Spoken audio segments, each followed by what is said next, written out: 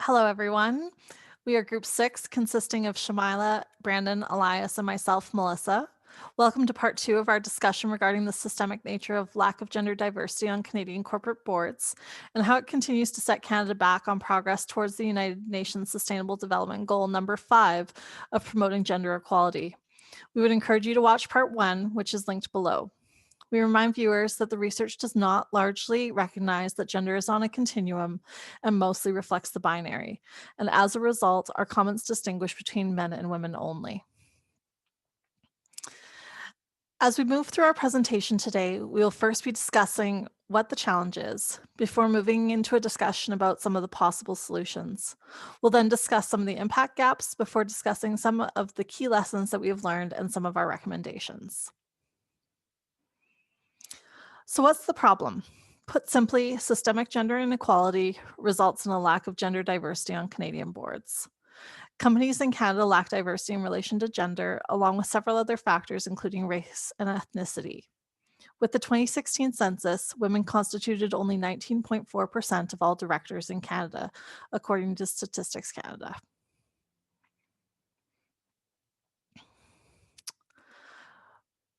The key factors associated with this issue are that there is an existing boardroom ideological bias toward maintaining unity, stability, and harmony.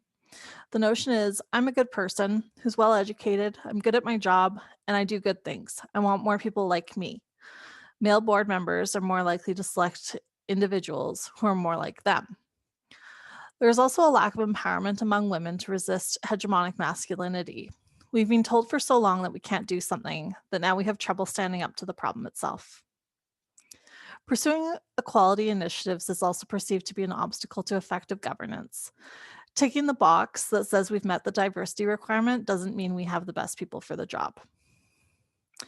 Organizations have argued that with time, this disparity will disappear. However, this argument was first made in the 1970s. It's obvious that the systemic nature of the problem hasn't been addressed, as this problem is still very much apparent today.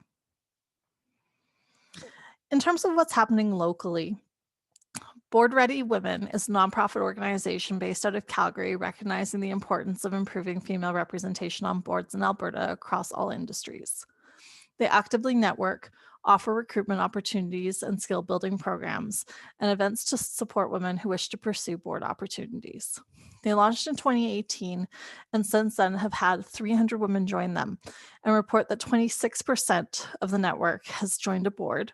62% have made advantageous connections, and 73% have become board ready. The Canadian Women's Foundation Leadership Institute also offers these opportunities on a national level. They provide mentorship, programming, investment, and advocacy for women in leadership roles. 97.4% of the Foundation's Leadership Institute programming participants report the program as good to excellent. The Foundation actually produced their own theory of change chart within their report on the program. And what they found was that the program recipients established a network of female leaders working together to improve the lives of women. It increased capacity of participating organizations to create change, and it strengthened female leadership.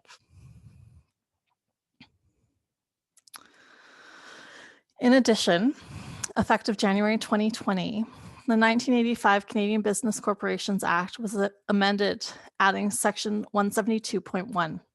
Publicly traded companies are now required to report diversity among their board. Companies incorporated under the Act must now provide detailed disclosure regarding women in leadership and board positions, and added new requirements regarding visible minorities, Aboriginal peoples, and persons with disabilities. I'll now pass things off to Brandon to continue our discussion. Thank you, Melissa. So globally, the UN HeForShe program is involving men and boys as allies in achieving gender equality by taking action against gender stereotypes that affect women in the workplace. As well, Belgium, France, Germany, Iceland, India, Israel, Italy, Norway, Pakistan, and Spain have legislated quotas of 30 to 40% female board representation for publicly listed companies. In terms of the solutions proposed, research has shown promise in career development initiatives like increased sponsorship and mentorship and higher responsibilities in middle management positions.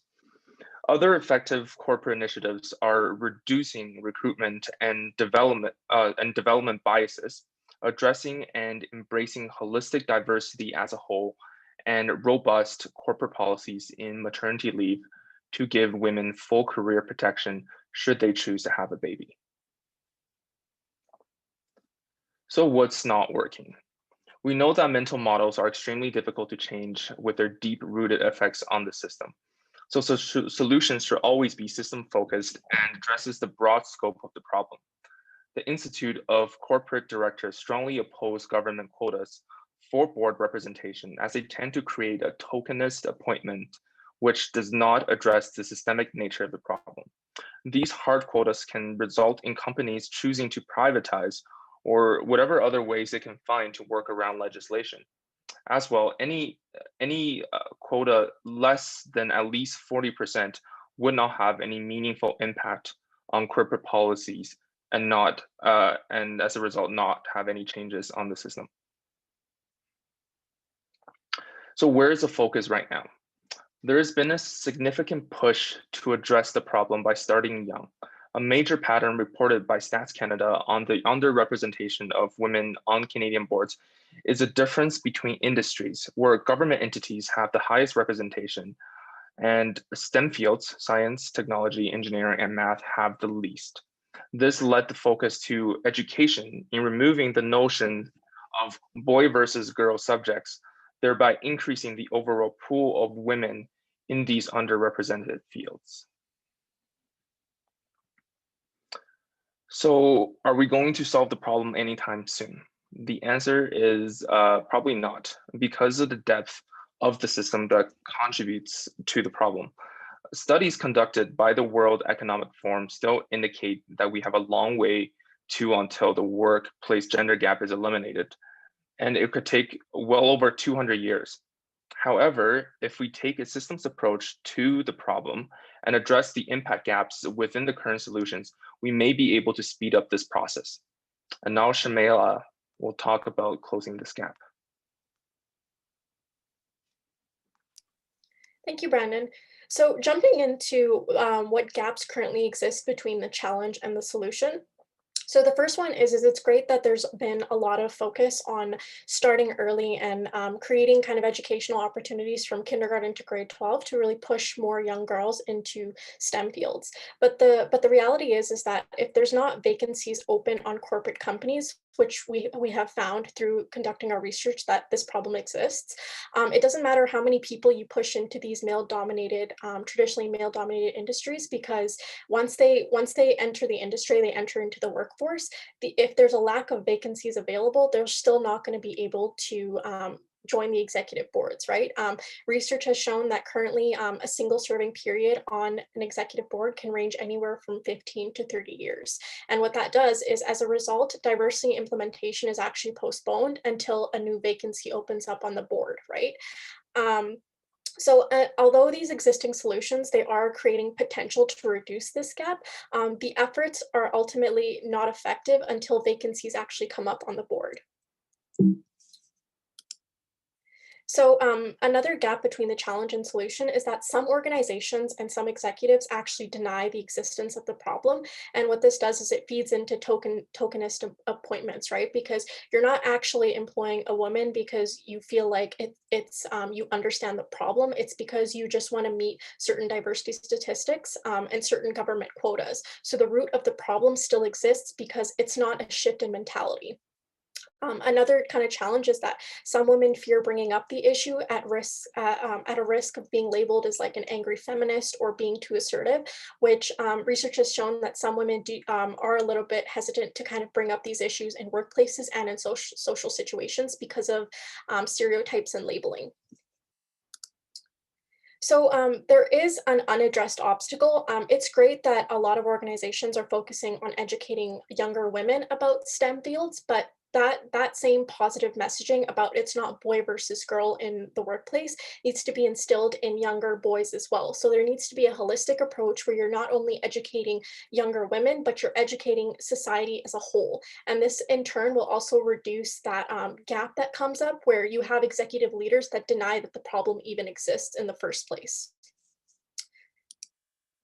So in terms of key learnings, there's kind of a few key learnings that we learned. The first is that there needs to be a genuine desire to change among all stakeholders.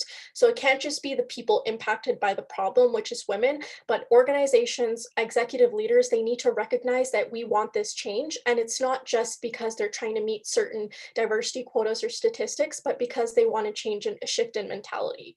And there also needs to be more of a focus where companies are creating open environments where people feel comfortable having these conversations. So even if you think it's not an issue and you're not directly impacted, you're still reaching out to people who are impacted by the problem to learn and kind of eliminate the bias that you have. And this kind of leads into our recommendations. So we have three main recommendations. The first is implementing board policy changes. And this would feed into the concept that although currently there are long-serving board positions, you can reduce that time from 15 to 30 years to maybe a 4-year period, and also adding on additional openings. So even if there aren't any currently, you can always add on 3 or 4 other chair openings. The second one is to reduce internal bias. So this would be hiring recruitment firms and kind of getting them to do the candidate search process for you, as opposed to kind of doing it yourself, which would bring forth that bias again. And the third one is having the hard conversations. So you want to create an open environment within your company and within your social group where people can educate you about the problem and show you why it is crucial and why it needs to be addressed. And the key thing to consider here is that these recommendations they're basically suggesting that a social enterprise is not the solution. It's really a focus on the holistic picture of the problem itself. So we just wanted to end off on this quote that basically emphasizes that there's a lot of benefit in a world where women are empowered. And we hope you learned something from our presentation. Thank you so much. And you can refer to the description to see all of the references for our presentation. Thank you very much.